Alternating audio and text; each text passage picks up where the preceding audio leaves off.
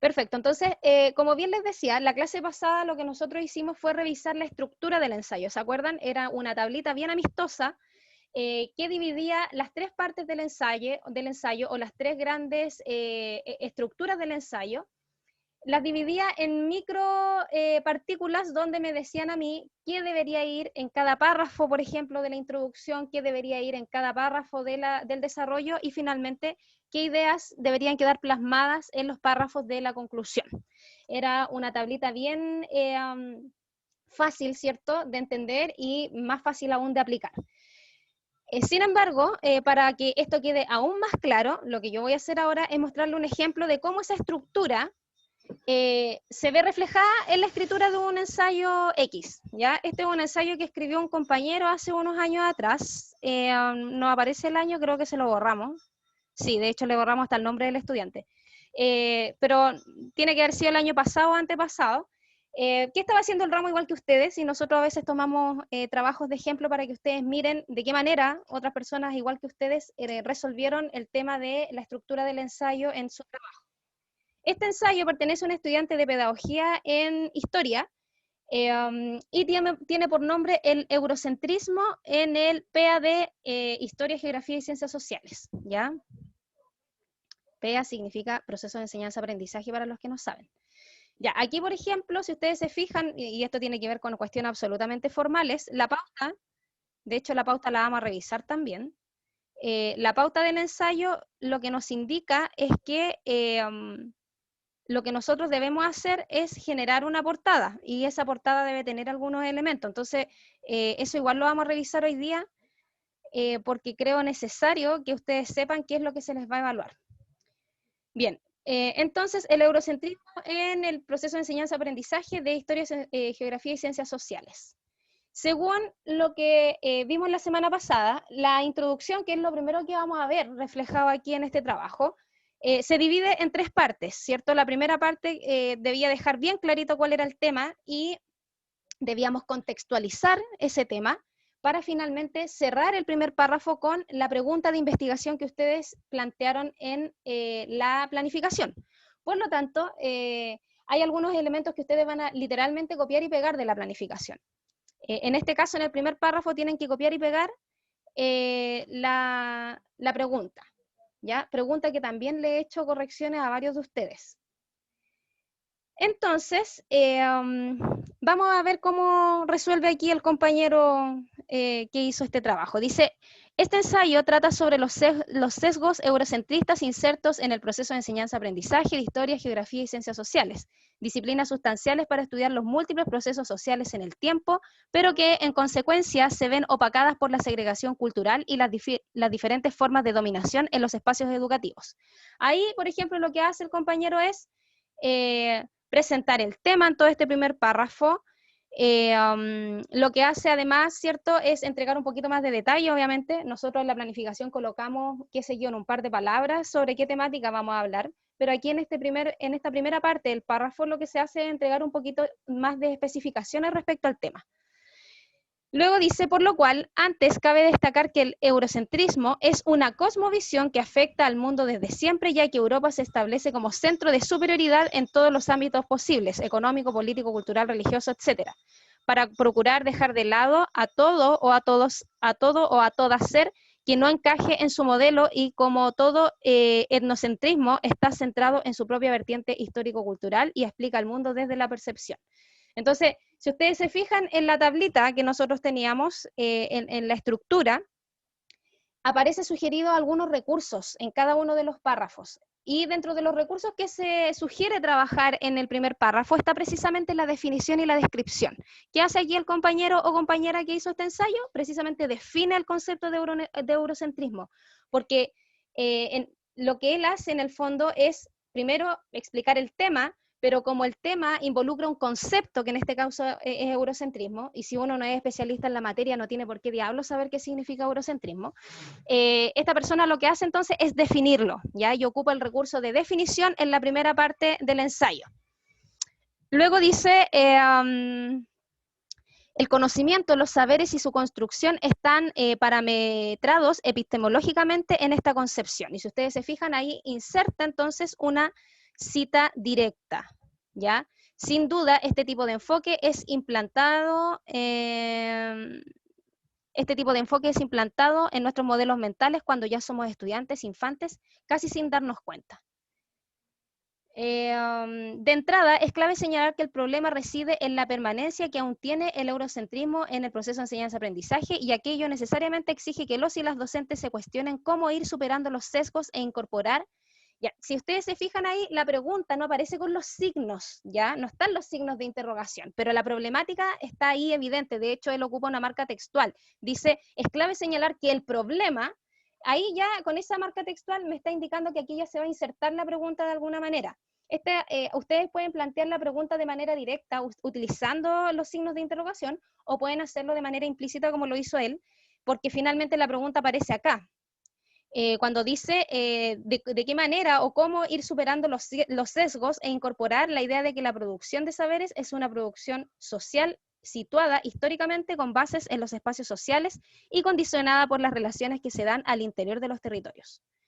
Entonces aquí lo que él hace, cierto, es entregar el primer antecedente, entrega el problema, entrega el primer antecedente y lo hace a través de una cita directa. ¿Qué es lo que nosotros sugerimos? Precisamente que los antecedentes se entreguen a través de citas de parafraseo, ¿ya? A través de paráfrasis. Aquí lo que hace esta persona es combinarla, entrega una cita directa, pero más abajo entrega una paráfrasis. Dice, para añadir a lo anterior, vale la pena mencionar un ejemplo bien sencillo de comprender por qué sigue sucediendo cada vez que se sitúa geografía en cualquier circunstancia formativa y en verdad ocurre de manera universal. ¿Se han fijado ya que empleamos un mapa que muestra al territorio como sus dueños mandan que sea? Ese mismo que desconoce que América Latina es 2 veces más grande que Europa y mayor que Estados Unidos y Canadá. Ya, ahí si ustedes se fijan, ¿verdad? Toda esa idea fue parafraseada de un autor X, que en este caso es Walsh 2007. A juicio propio, esto representa una grave forma de mentir e intervenir con el fin de seguir manteniendo el status quo de las cosas, pero va a llegar la oportunidad en donde todos y todas se sentirán engañados y engañadas, y quizás no solo profesores tendrán las ganas de crear un mapa nuevo. Globalmente, este trabajo otorga una mirada en torno a lo importante que es transformar el tratamiento de dichas disciplinas en las salas de clases, puesto que a través de ellas es cuando los y las estudiantes refuerzan su sentido de pertenencia e identidad, la otredad u otro aspecto que les permita a ellos y ellas y todos y todas verse como sujetos y sujetas históricos que han logrado comprender que la memoria no necesariamente tiene que ver con lo pasado, sino con lo que nos constituye como lo que somos en el presente. Así que, primeramente, se explicará un poco más. Si ustedes se fijan ahí, lo que está haciendo en este párrafo, se está generando ahora la anticipación, que es lo que yo me voy a encontrar en el ensayo. Dice, primeramente, se explicará un poco más sobre el concepto, a cómo sigue, y cómo debería decir ahí, y cómo sigue perjudicando el eurocentrismo en el escenario del proceso de enseñanza-aprendizaje, para después entregar reflexiones finales que, por supuesto, quedan abiertas a todo y toda lector y lectora. Pues, ante todo, el objetivo central es lograr informar sobre la importancia de crear una historia nueva capaz de eliminar el eurocentrismo aún permanente y de crear espacios educativos que rescaten luchas e historias de pueblos que han sido callados y sometidos por tanto tiempo. Entonces, acá en este último párrafo, de hecho en la tabla se dice que se debe entregar el objetivo y se debe entregar el párrafo de anticipación. Ustedes no necesariamente tienen que seguir ese orden, primero entregar el objetivo y después la anticipación. Pueden alterarlo como lo hizo esta persona, que primero anticipó y después cerró con el objetivo del trabajo. Lo cierto es que esos dos elementos sí deben estar presentes en el tercer párrafo de la introducción. Y luego ya nos vamos al desarrollo, y el desarrollo parte con la tesis del trabajo. Dice, sin embargo, ahora corresponde aseverar que para alcanzar los cambios deseados antes, se debería eliminar el enfoque eurocentrista del proceso de enseñanza-aprendizaje en historia, geografía y ciencias sociales. Entonces, el aseverar, ¿qué vendría siendo el marcador discursivo, cierto? Que me indica que ahí hay precisamente una tesis o una opinión. Luego viene la tesis u opinión, que vendría siendo en este caso de tipo político, ¿verdad? Porque está el marcador aquí, el verbo deber conjugado. Es una tesis política que plantea la manera de poder solucionar el problema que yo observo. Y luego dice eliminar el enfoque eurocentrista del proceso de enseñanza-aprendizaje en historia, uno de los pasos más cruciales para romper con todos los patrones de poder arrastrados hasta el día de hoy, y más aún si consideramos que la educación está inscrita principalmente al eje de intersubjetividad que influye en las formas de producción y control de conocimiento. Ya, si ustedes se fijan ahí ya empiezan como a completar la idea de la tesis, se agrega una cita directa para poder otorgarle mayor peso a esa tesis, pero los verdaderos argumentos aparecen después. Cuando dice en cuanto a una razón que motiva esta postura, ahí dice, ¿verdad? Después de explicar la tesis, lo que esta persona hace, dice, bueno, ya expliqué la tesis, esta es mi postura, por lo tanto ahora lo que yo voy a hacer es defender esta postura. Y dice, la primera razón que motiva esta postura es que a través de una nueva enseñanza los y las alumnos tendrían mayores oportunidades para conformar un pensamiento liberador, dado que, y si ustedes se fijan, ahí hay un marcador discursivo, ¿qué es lo que me está indicando este marcador discursivo?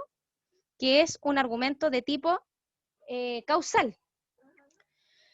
Y luego entonces se entrega una cita que se entrega como evidencia, ¿ya? Acuérdense que después del argumento siempre ustedes tienen que anexar una evidencia que en este caso son las citas textuales de más de 40 o de menos de 40 palabras, centrada en el texto, centrada en el autor. Eso lo determinan ustedes. Luego, ¿verdad? Aparece el segundo argumento mucho más abajo, dice otro fundamento, ahí está el marcador discursivo que tiene que ver con la enumeración de los argumentos que esta persona va ocupando o que va trabajando.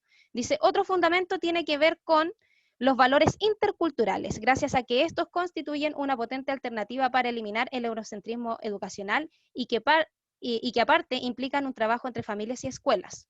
Un proyecto que perfectamente puede hacerse valer por medio de una transformación en las áreas de ciencias sociales. Así, el profesorado no solo se preocupará de manejar contenidos conceptuales, sino que también estará consciente de articularlos en base a la cotidianeidad que viven las personas del colegio, escuela o universidad. Y desde el proceso de enseñanza-aprendizaje se realizaría con acciones que parecieran complejas, pero que en su práctica se irán desenvolviendo mejor. Como lo es señalar en base a un diálogo que respete en serio la idea de todos y todas, de que todos y todas sabemos algo. Si asemejamos que la interculturalidad igual es parte de la reflexión dialógica y de cómo vamos compartiendo con los y las demás.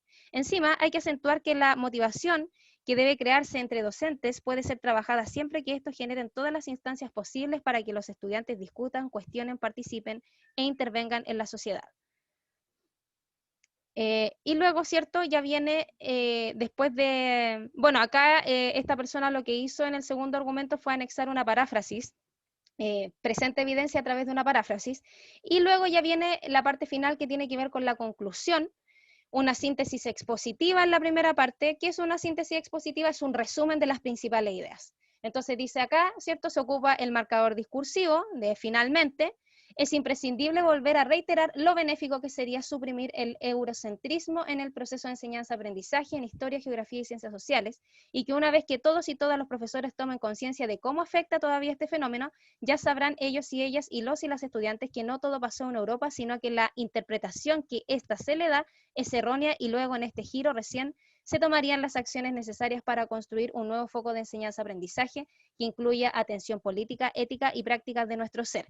Así que se tiene que insistir en las razones que hacen posible la resolución de este complejo proceso. El vivir interculturalmente y desarrollar un pensamiento liberador, pues la idea central de este ensayo es también ir dando cuenta qué tipo de educación se está necesitando según las culturas de cada uno y una.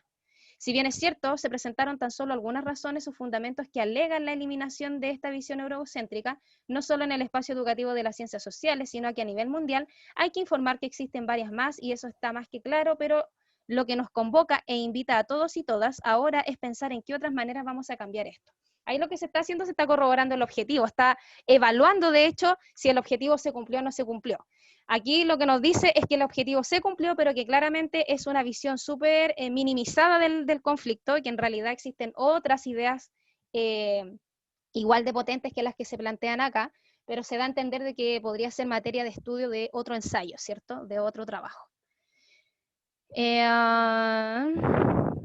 Bueno, acá hay un recurso que nosotros en lenguaje lo conocemos con el nombre de peroratio, que tiene que ver con la capacidad que los ensayos generan para incitar la reflexión en el otro, ¿ya?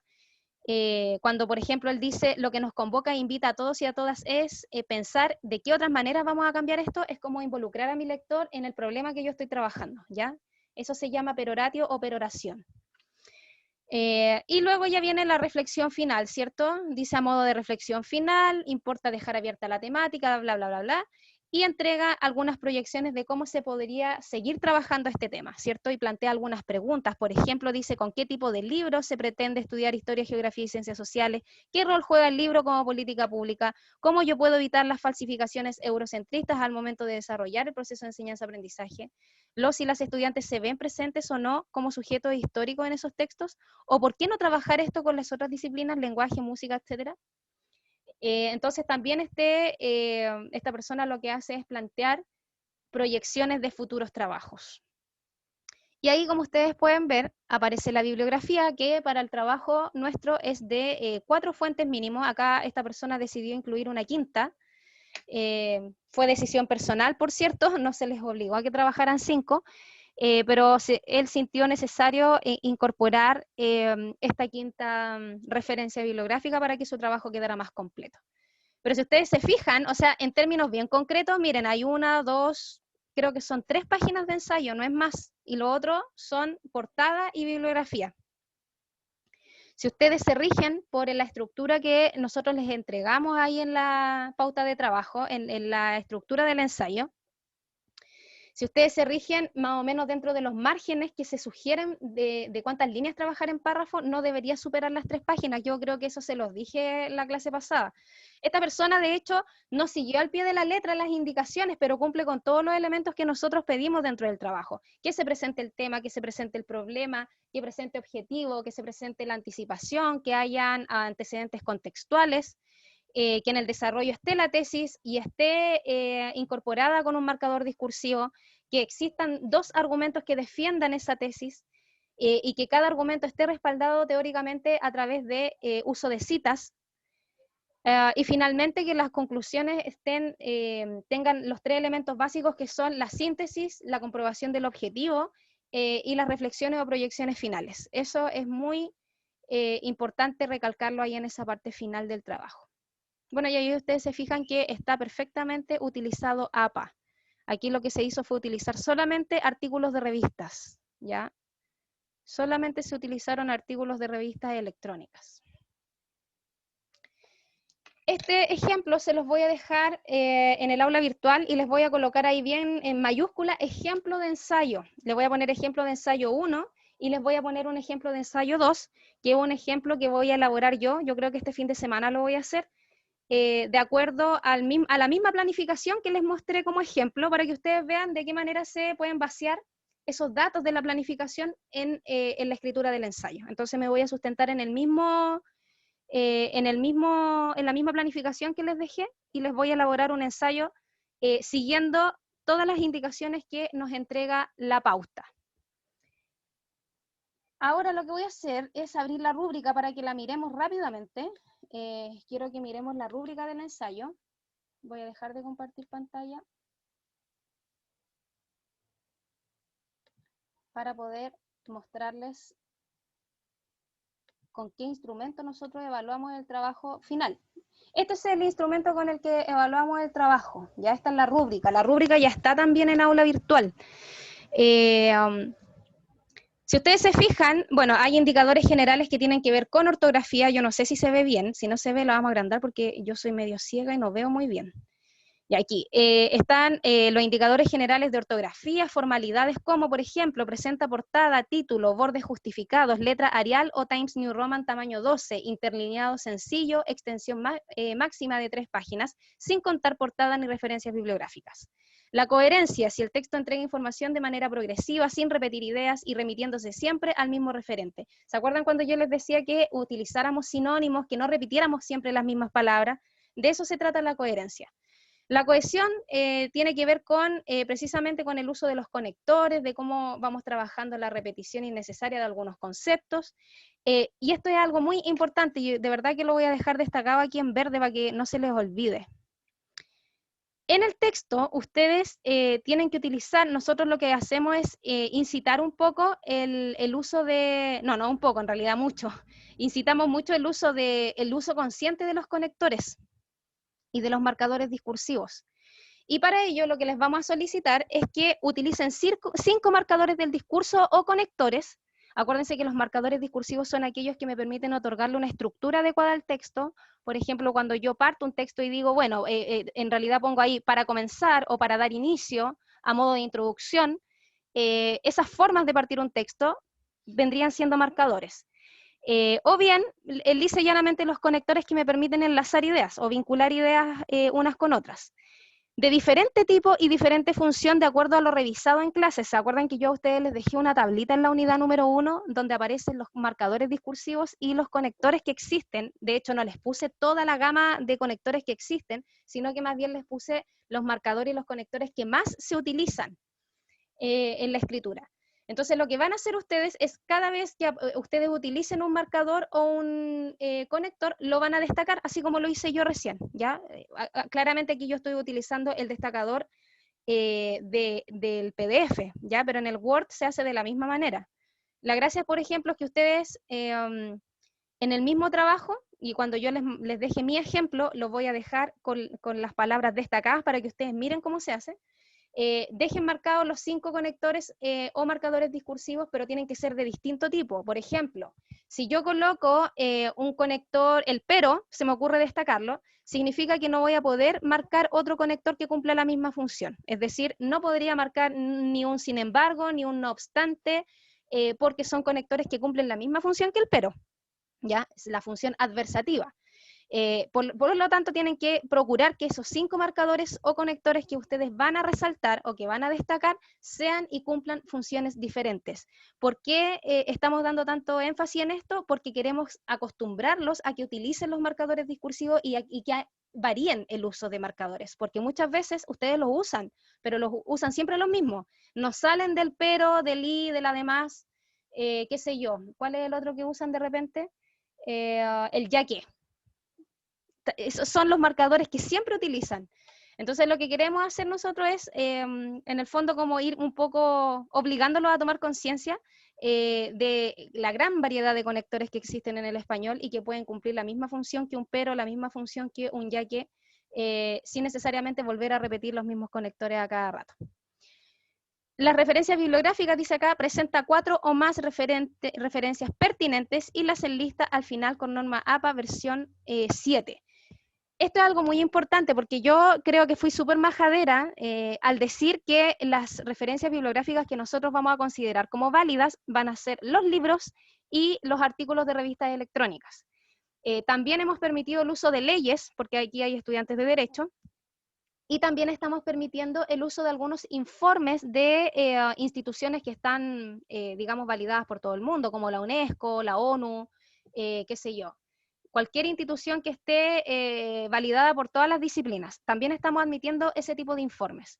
Pero les dije súper claro que las noticias, menos todavía, por ejemplo, si aparece una noticia de un diario que no se considera fuente académica, que las noticias, a veces ustedes ponen referencias de páginas web, esas las estamos dejando fuera para este trabajo, ¿ya? Yo les dije que las referencias válidas van a ser artículos de revista, informes de instituciones que estén validadas por todo el mundo, leyes y libros, ¿ya? Esas son las referencias que ustedes pueden ocupar.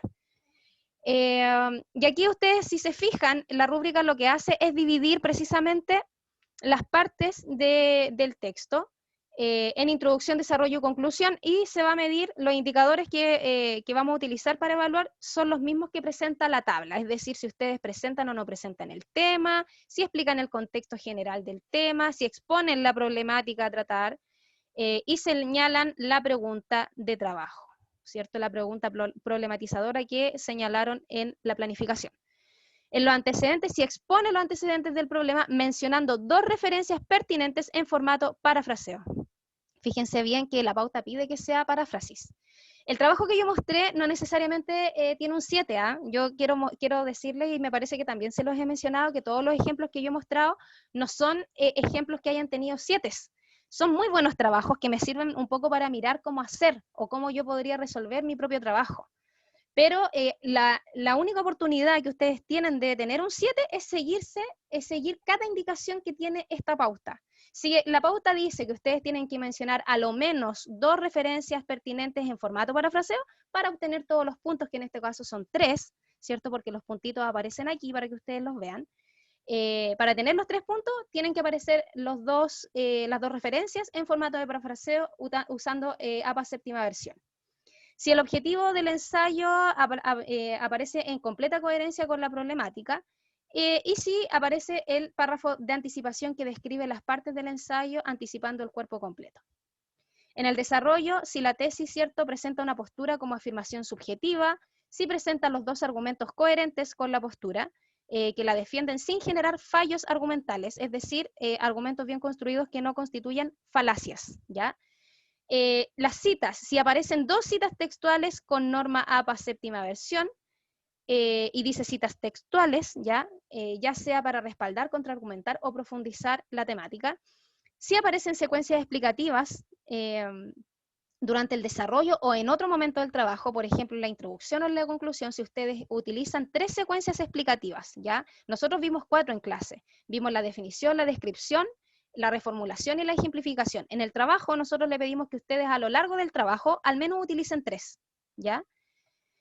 Y por último, la conclusión, ¿verdad? Que evalúa todos los elementos que debería tener la conclusión. Un conector conclusivo, ¿cierto? Exponer el resumen, comprobar el logro del objetivo y generar la reflexión final que podría traducirse en proyecciones futuras de un trabajo que podría surgir a propósito de la reflexión que ustedes plantean ahí en el ensayo, ¿ya? Entonces, esta rúbrica ya está en el aula virtual. Pero no quería yo dejar pasar la oportunidad de mostrárselas, de socializarla, porque es importante que ustedes sepan cómo los vamos a evaluar. ¿Por qué le doy color, digamos, con el tema de la rúbrica? Porque va a pasar, y es una idea que ronda siempre en la cabeza, sobre todo cuando llegamos a finales de semestre, que muchas personas van a querer mandar un trabajo que ya mandaron en otro ramo, ¿ya? Eso nos pasa siempre, y de hecho yo me doy cuenta inmediatamente cuando los trabajos fueron enviados a otra persona, no porque me ponga ahí a los detectives Conan a averiguar por qué o de dónde, ¿cierto? O en qué ramo ustedes mandaron ese trabajo, sino es que simplemente porque se nota inmediatamente que no siguen la estructura que nosotros les estamos entregando a través de esta pauta. Cuando siguen esa estructura más bien libre o siguen instrucciones quizás de otro profesor, eso se nota. Porque aquí en este trabajo les estamos dejando clarita cuál es la introducción, cómo se hace el desarrollo y cómo se desarrolla también la conclusión.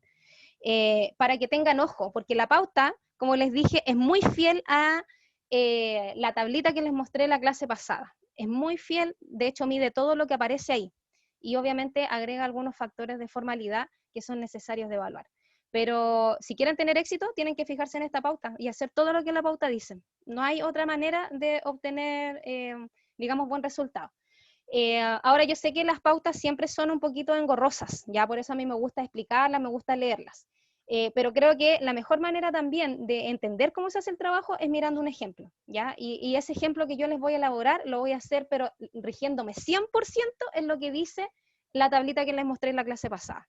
De hecho, voy a respetar hasta el número de líneas que sugieren los párrafos, para que ustedes vean que en página y media ustedes pueden hacer el ensayo, no más. No sé si hay alguna duda al respecto, voy a dejar de compartir pantalla mientras busco la planificación que les quiero mostrar. Bueno, en realidad voy a abrir cualquiera, no me voy a poner a buscar ahí una planificación en específico. Si a mí lo que me interesa es que ustedes vayan viendo, que se fijen en los comentarios que yo voy dejando, ¿ya? Momentáneamente voy a borrar el nombre del compañero porque ni siquiera sé si está aquí hoy día en la clase. Después lo voy a dejar nuevamente. Ya. Talía, mientras tanto, ¿me puedes plantear tu pregunta? No hay ningún problema.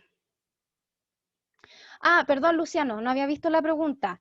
La portada, la verdad es que uno no pone tanto detalle en la portada. En la pauta dice que debe tener el título, deben tener tus datos personales, los datos del ramo, y generalmente nosotros les obligamos a colocar el logo de la universidad porque eso otorga mayor formalidad.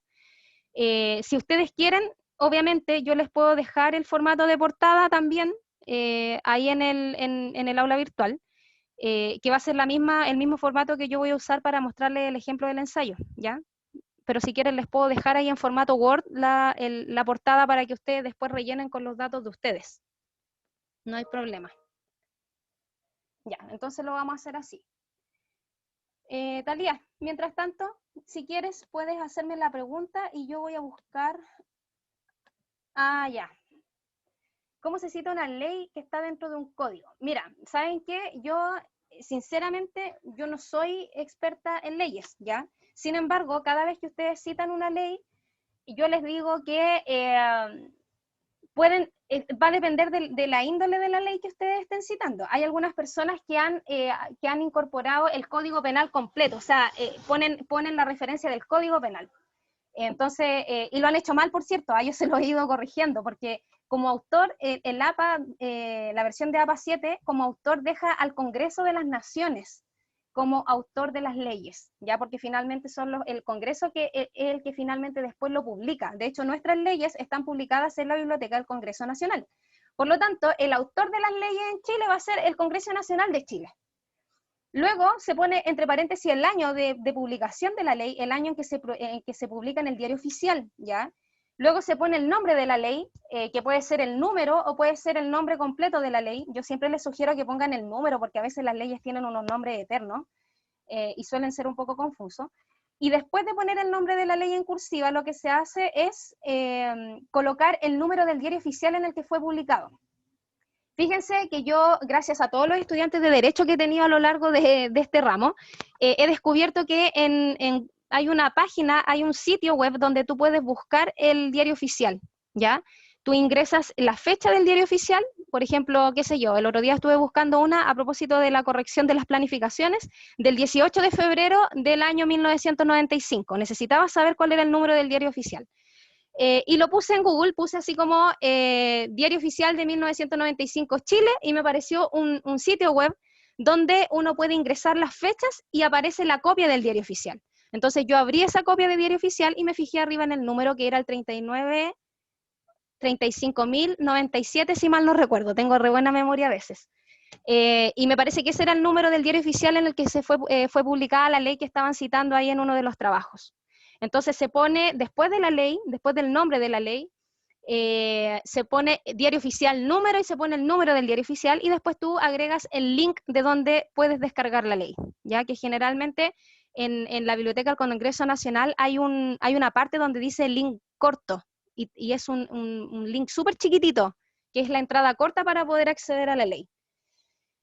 Entonces, esas son las dos opciones, o tú citas la ley concreta, bien, o bien puedes citar el código, en este caso el código penal, por ejemplo, que está compuesto por un montón de leyes, pero que hay muchas personas que no se calientan la cabeza con eso y citan el código, o sea, referencia en el código penal completo.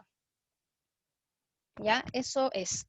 Ahora, si tú me preguntas por un artículo específico, yo te sugiero que cites el código completo, ¿ya? Aun cuando te centres en uno que otro artículo de la ley, ¿ya?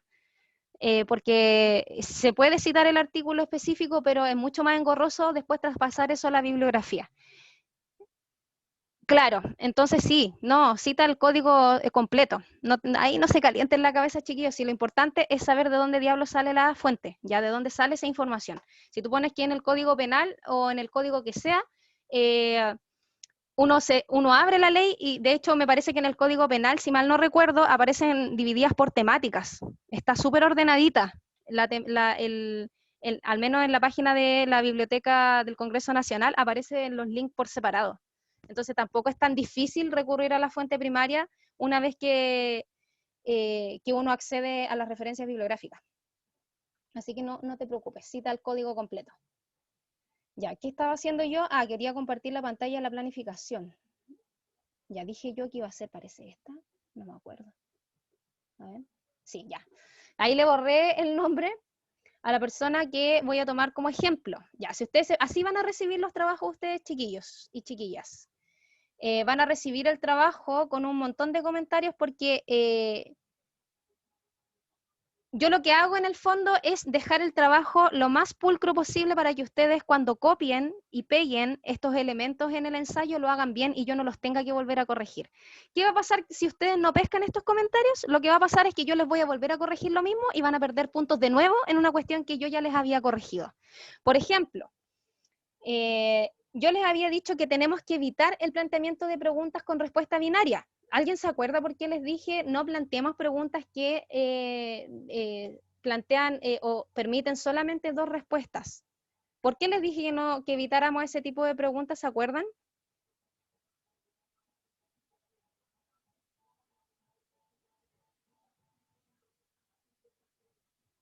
Que aquí de hecho yo lo dejé comentado, ahí está en el comentario. Pregunta binaria, dice, permite solo 2 respuestas. Hay que evitar este tipo de preguntas porque limita la capacidad de reflexión, porque me está dando 2 opciones para poder responder. O es un sí o es un no, es positivo o no es positivo. Entonces, eso lo que hace es limitar mucho después el desarrollo del trabajo. Siempre tenemos que hacer preguntas más abiertas. Y de hecho, si ustedes se fijan aquí en los comentarios, lo que yo hago, luego de decir por qué tiene errores, ¿cierto? Lo que yo hago es plantear de qué manera ustedes pueden resolver esa pregunta, cómo la podríamos plantear de buena manera. Y ahí les dejo la pregunta lista. O si ustedes quieren, la pueden copiar tal cual o le pueden agregar o quitar elementos, ¿ya? Pero eso queda a criterio de ustedes. Yo ya les dejo ahí la sugerencia. Lo mismo con la tesis, ya porque esta persona no fue la única que redactó la tesis literalmente como si fuera la respuesta de la pregunta. Yo les dije, la tesis es la respuesta de la pregunta, pero tenemos que redactarla con forma de tesis, pues no podemos redactarla como si estuviésemos respondiendo literalmente la pregunta de investigación. Entonces debe tener la redacción de tesis, que en este caso, ¿cierto?, sería ocupando el marcador discursivo, ¿verdad? En este caso sería el marcador creo, que el derecho romano es importante porque sentó las bases para construir todas las leyes en la actualidad, o construir, dice. Entonces tienen que fijarse ahí. Y acá también hice algunas correcciones en el objetivo. La manera que ustedes tienen para poder asumir estas correcciones es hacer el doble clic y aceptar la eliminación, ¿ya? Por ejemplo, cada vez que aparece ahí que está como tachado, significa que yo eso lo eliminé. Entonces, si yo quiero aceptar ese cambio, le tengo que dar ahí al segundo clic y aceptar eliminación. En cambio, cuando le agrego cosas, que es lo que pasa acá, aceptar inserción, ¿ya? Ahí tienen que aceptar la inserción y les va a quedar redactado perfecto, ¿ya? Porque ahí estoy usando el corrector de Word.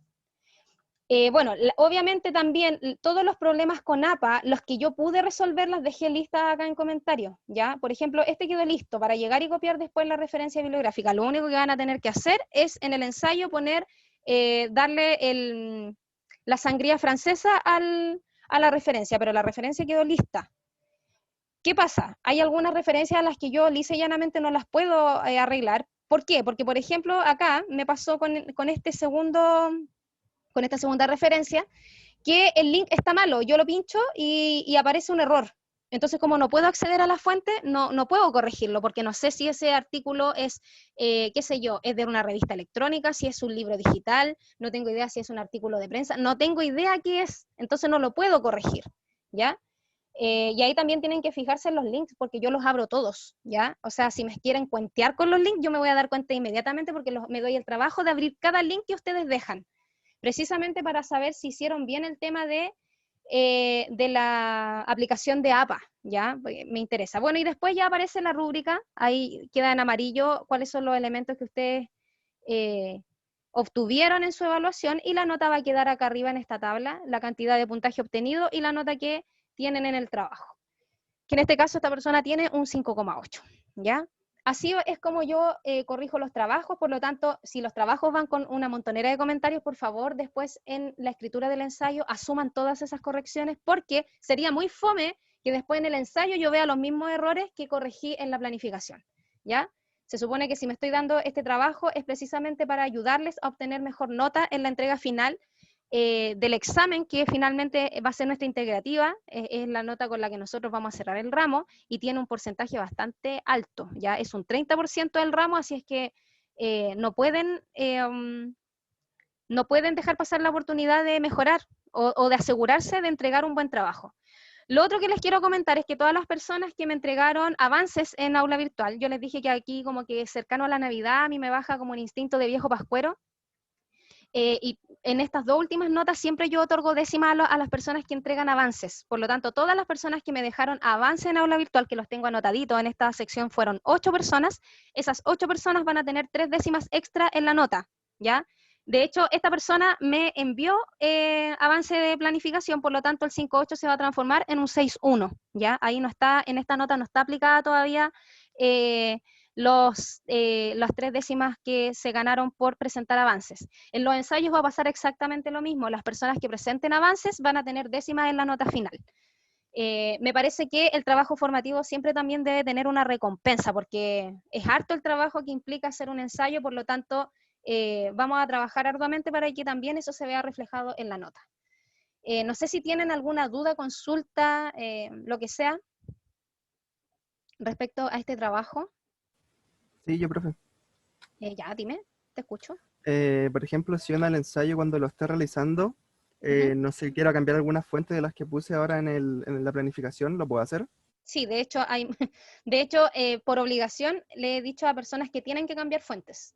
Así que hay muchos que van a tener que hacerlo, porque yo misma se los he dejado indicados. Ahora, si tú, por ejemplo, qué sé yo, hiciste una investigación muy a la rápida, porque tenías que cumplir con los plazos, y resulta que después investigando encontraste otras fuentes que son más pertinentes para tu trabajo, no hay ningún problema en que tú cambies. Porque, de hecho, cuando vimos la unidad 1, yo les dije que la planificación puede sufrir modificaciones. Si en el fondo la planificación es el impulso para yo poder escribir, para poder empezar a escribir. Entonces, si yo, por ejemplo, declaré un objetivo en la planificación, ese objetivo incluso puede mutar o puede cambiar porque quizás mis intereses también van a ir cambiando. Así que tú puedes cambiar todo lo que quieras siempre y cuando la construcción de ese cambio esté bien realizada. Y por lo mismo yo te insto que si vas a cambiar cosas de tu trabajo inicial, me vayas presentando los avances en las fechas que nos quedan de clase para que tú te asegures que estén bien construidos, por ejemplo, la tesis, la pregunta, o bien hecha la referencia de este nuevo texto que tú vas a incorporar, etcétera. Todas las modificaciones me las puedes ir mostrando ahí en las sesiones que vienen. No sé si respondo a tu pregunta. Sí, profe, gracias. Listo, Camilo. Otra cosita que no se me puede olvidar.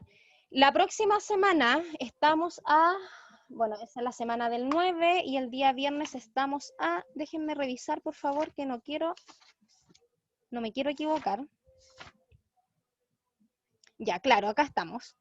La semana del 16 al 21 hay receso pedagógico en la universidad, ¿ya? Esa es la semana es la semana subsiguiente, no es la otra semana, es la subsiguiente.